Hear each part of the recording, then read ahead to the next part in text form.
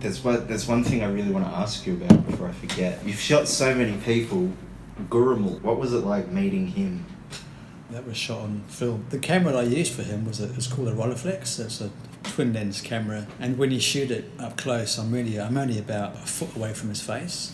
Yeah, wow. So what was really nice was that when I was shooting this camera, he was sitting down and I was standing in front of it, and I made him touch the camera so he knew where the camera was, because he could basically touch it. Yeah. And it's got all this it clicks and it clanks, and it's got great portraits, and he was really relaxed about it.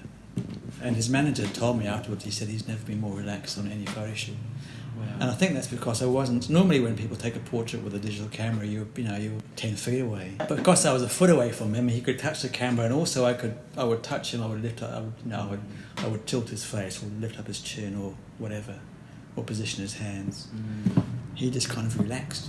Wow.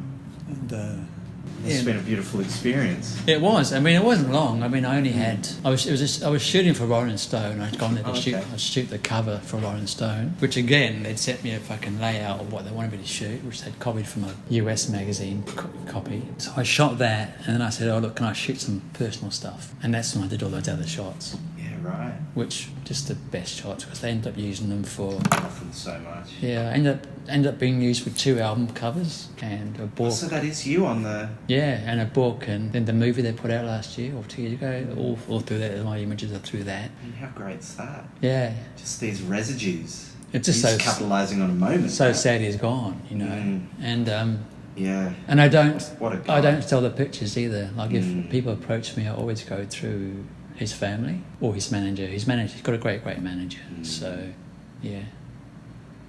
And the city.